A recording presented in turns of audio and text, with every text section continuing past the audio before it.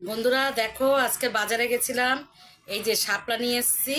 শাপলাটা আমি একদম কেটে বেছে নুন মেখে রেখেছি। কি দিয়ে রান্না করব চলো দেখবে। শাপলাটা আমি এই চিংড়ি মাছ বাজার থেকে নিয়ে এসেছি। এটা পুরো কেটে বেছে ধুয়ে নুন হলুদ মাখিয়ে রেখেছি।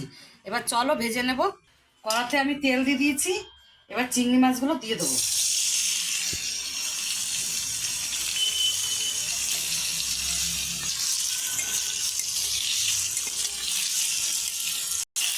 আমার ভাজা হয়ে গেছে চিংড়ি মাছটা।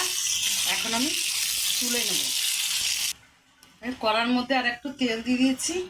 আর এই যে দুটো শুকনো লঙ্কা আর একটু কালো জিরা দিয়ে দেবো। দিয়ে ভালো করে নাড়াচাড়া করে নেবো। পেঁয়াজ কুচি আর কাঁচা লঙ্কা চেরা দেবো। ভালো করে নাড়াচাড়া করে নেব।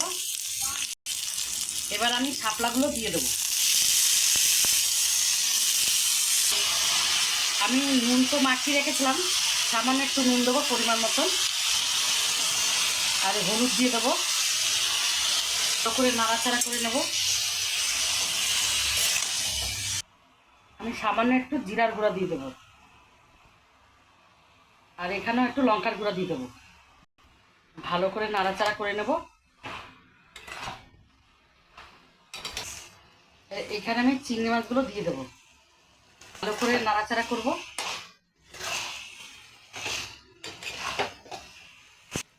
এবার আমি পরিমাণ মতন জল দিয়ে দেবো। পরিমাণ মতন জল দিয়েছি, বেশি জল দেবো না, কারণ শাপলার থেকে তো জল বেরোবে। আমার হয়ে গেছে, আমি এখন নামিয়ে দেব। ভালো করে নাড়াচাড়া করি। বন্ধুরা, আমার শাপলা দিয়ে চিংড়ি মাছ হয়ে গেছে। ভালো লাগলে একটা লাইক কমেন্ট শেয়ার করে দিও। আর তোমরা তো দেখলে কিভাবে আমি রান্না করলাম। ভালো লাগলে একটা সাবস্ক্রাইব করে দিও। আর ফেসবুকে পেজটাকে ফলো করে দিও।